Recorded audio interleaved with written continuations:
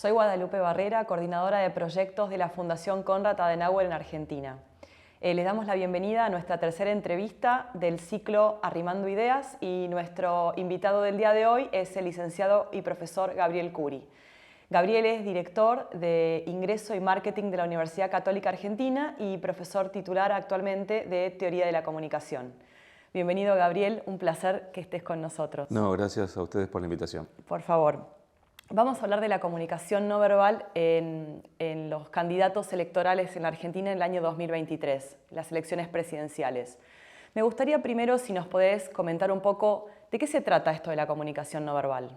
Mira, la comunicación no verbal es algo que es innato en cada uno de nosotros desde toda nuestra vida. En general, uno tiende a pensar que lo importante es lo que decimos con las palabras, pero la realidad es que todo el foco de nuestra educación está puesto ahí y no nos damos cuenta que lo que nosotros expresamos con nuestro cuerpo, con gestualidades, con nuestra vestimenta, con todo, digamos, lo que en cierta forma acompaña a nuestra comunicación verbal, también está diciendo algo, siempre dice algo. Por lo tanto, es algo que muchas veces se descuida, pero que en una comunicación muy profesional, como tiene que ser la de este momento de los políticos, cuando se están jugando una elección tan importante, es algo que se trabaja mucho, se coachea, y eso es lo que se ve muchas veces en los candidatos, sobre todo cuando fue el debate presidencial. ¿Cuál es la importancia de analizarla? Es decir, ¿qué grado de credibilidad se le da a esta comunicación no verbal en comparación con lo que uno dice? Mirá, tiene que ser coherente. Vos con el cuerpo no podés decir algo diferente a lo que estás diciendo con tus palabras. O a veces solamente el cuerpo está comunicando aunque no digas nada con la palabra. El tema es que muchas ocasiones en nuestras comunicaciones interpersonales lo descuidamos, no nos damos cuenta de eso. A veces yo digo cuando doy este tipo de clases o charlas, digo, bueno, el cambio de paradigma cuando vos estudias la comunicación no verbal implica que a la mañana no pienses qué te vas a poner, sino qué querés comunicar ese día. Y a partir de eso, con la vestimenta y cómo te vas a peinar y si vas a tener la barba crecida o no, y a su vez con toda tu gestualidad que vas a tener ese día, es lo que de alguna forma va a acompañar todo lo que vas a decir. Entonces, digamos, en la política y en este caso tan puntual de las elecciones, la comunicación no verbal tiene que ser siempre coherente a lo que se está diciendo. Y por otro lado, también, si vos querés mostrarte como un candidato tranquilo, no podrías tener gestualidades que te muestren que en ese momento estás intranquilo frente a una pregunta. Por supuesto que esto, insisto, se coachea, se estudia, pero a veces es mucho más fuerte que nosotros y hay algunas que son cuestiones que son conscientes y otras inconscientes. Si te pones colorado frente a una pregunta o a cierta situación, es algo que tal vez no podés manejar y ahí el cuerpo está expresando algo que tal vez es diferente a lo que estás diciendo. ¿Cómo viste a los 5 candidatos en su comunicación no verbal en relación a sus campañas electorales? Bueno, a ver, podríamos ir mencionando algunos o ejemplificando con algunos. Creo que Javier Milei, en cierta forma, hay que entender un poco su origen. El fenómeno de Javier Milei viene de redes, viene digamos, de los medios en estos últimos años. Por lo tanto, él digamos, se manejó muy bien con su comunicación no verbal dentro de lo que fue los medios de comunicación. ¿Por qué? Porque venía de ahí y en cierta forma fue su fortaleza. Creo que por momentos su comunicación no verbal es lo que lo fortaleció, ¿sí?, para estar en el lugar que está, sobre todo en los más jóvenes. Ese énfasis que puso, esa forma de gritar algún eslogan o consignas, esos enojos, creo que eso fue todo también comunicación no verbal. Vos podrías decir ese mensaje igualmente con otro tono, pero creo que esa comunicación no verbal, el pelo, las patillas, creo que han conformado un personaje, León, ¿sí?, que le jugó a favor y lo ha ayudado mucho a estar en el lugar que está en este momento.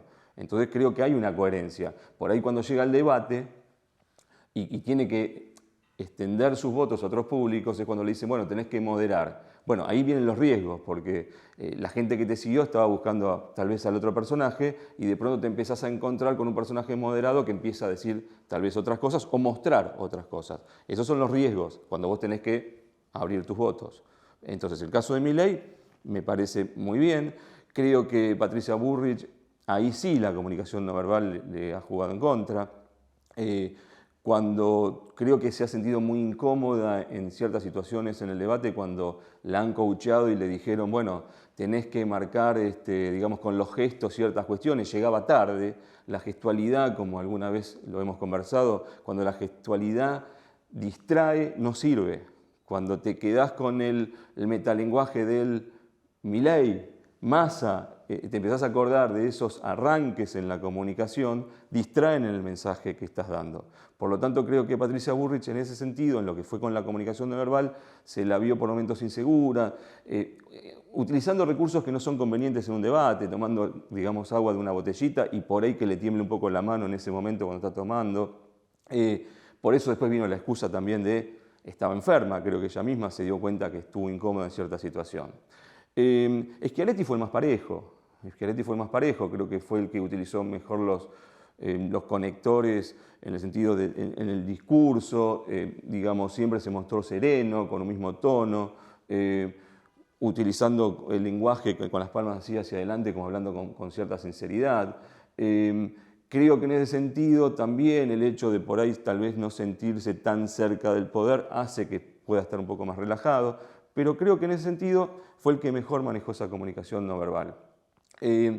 Massa la utilizó en un contexto de quiero mostrar gestión, soy el que en algún momento me llamaron para salvar la economía. Bueno, entonces utilizó todas las comunicaciones no verbales que de alguna forma reforzaban el hecho de soy el que estoy para gestionar, soy la persona que conozco porque estoy metido en el tema, entonces de alguna forma utilizaba todos los recursos para mostrar gestión y firmeza en lo que está realizando. Y Miriam Bregman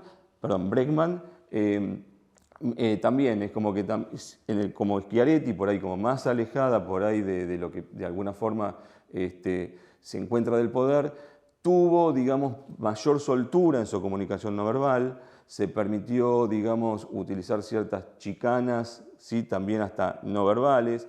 Quiero hacer también una mención en lo que tiene que ver con los usos de los colores. Los colores también son una cuestión de comunicación no verbal. Miriam Bregman en un comienzo estuvo con el color verde, que representa el feminismo, en una segunda instancia estuvo con un color rosa, otra vez representando a las mujeres.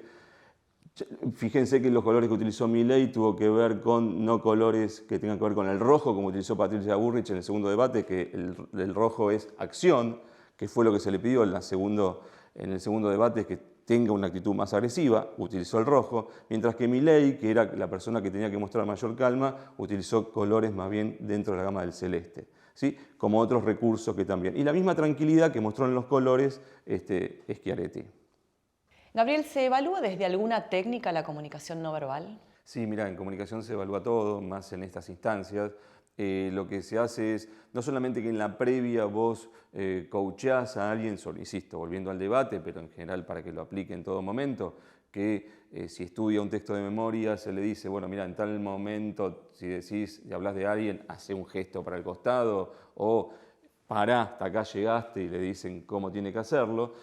Eso sería como en la previa, lo que sería una especie de coacheo de algo que ya está estudiado, de cómo más o menos resulta. Pero posteriormente, después sí vienen estudios que se pueden analizar, obviamente por expertos que miran cómo fue ese resultado de esos ensayos en una primera instancia y después cómo salió al aire. Pero después también se hacen con encuestas, ¿no? Se hacen con las encuestas donde se evalúa en esas rápidas cuestiones mediáticas que parece que siempre tiene que haber un ganador, te dicen ¿quién ganó el debate? ¿Sí? En cierta forma hay un análisis de la comunicación no verbal, pero también es del todo, de lo que se dijo y cómo la gente lo percibió. Entendamos un poco lo que dije al principio, se evalúa la comunicación no verbal, pero en el fondo es un todo, ¿sí? Es decir, lo que se evalúa es si llegó o no el mensaje de esa persona para reforzar o en algún caso modificar la opinión de alguien y cambiarle el voto.